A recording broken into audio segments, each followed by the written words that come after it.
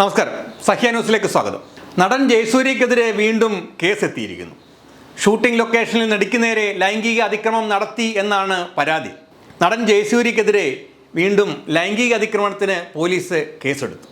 വർഷങ്ങൾക്ക് മുമ്പ് തൊടുപുഴയിലെ ലൊക്കേഷനിൽ വെച്ച് നടിക്ക് നേരെ ലൈംഗിക അതിക്രമം നടത്തിയെന്ന പരാതിയിലാണ് പോലീസ് കേസെടുത്തത്. തിരുവനന്തപുരത്തെ നടിയുടെ പരാതിയിലാണ് പോലീസ് കേസെടുത്തിരിക്കുന്നത്. കരമന പോലീസ് രജിസ്റ്റർ ചെയ്ത കേസ് തൊടുപുഴ പോലീസ് സ്റ്റേഷനിലേക്ക് കൈമാറും. തൃശൂർ കേന്ദ്രീകരിച്ചുള്ള പ്രത്യേക അന്വേഷണ സംഘമായിരിക്കും ഈ കേസും അന്വേഷിക്കുക. പ്രത്യേക അന്വേഷണ സംഘം ഇന്നലെ നടിയുടെ മൊഴി രേഖപ്പെടുത്തിയിരുന്നു. ജയസൂര്യക്കെതിരെ കൊച്ചി സ്വദേശിനിയായ നടിയുടെ പരാതിയിൽ കേസെടുത്തതിന് പിന്നാലെ രജിസ്റ്റർ ചെയ്ത രണ്ടാമത്തെ കേസാണ് ഇത്. ഹേമ കമ്മിറ്റി റിപ്പോർട്ട് പുറത്തു വന്നതിന് പിന്നാലെയാണ് ആദ്യ അനുഭവം പറഞ്ഞ് നടിമാർ രംഗത്തെത്തിയത്.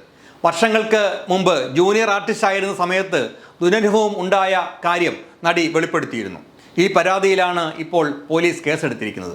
പ്രത്യേക അന്വേഷണ സംഘത്തിലെ തൃശ്ശൂരിലെ ഐശ്വര്യ ഡ്രഗ്ഗയുടെ നേതൃത്വത്തിലുള്ള സംഘമായിരിക്കും ഇതേക്കുറിച്ച് അന്വേഷിക്കുക.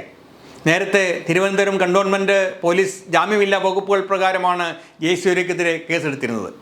സെക്രട്ടേറിയറ്റിലെ സിനിമാ ചിത്രീകരണത്തിനിടെ ശുചിമുറിയുടെ സമീപത്ത് വെച്ച് കടന്നുപിടിച്ച് ലൈംഗികമായി അതിക്രമം നടത്തിയെന്ന കൊച്ചി സ്വദേശിനിയായ നടിയുടെ പരാതിയിലാണ് ആദ്യ കേസ്.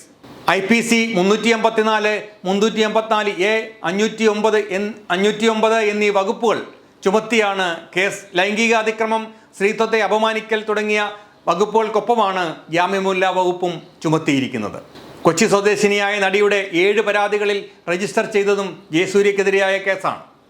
ജയസൂര്യയ്ക്ക് പുറമെ മുകേഷ്, ഇടവേള ബാബു, മണിയമ്പിള്ള രാജു, കോൺഗ്രസ് നേതാവ് advocate V Chandrasekharan, casting director Vichu, production controller Noble തുടങ്ങിയവർക്കെതിരെയും നടിയുടെ പരാതിയിൽ പോലീസ് കേസെടുത്തിട്ടുണ്ട്.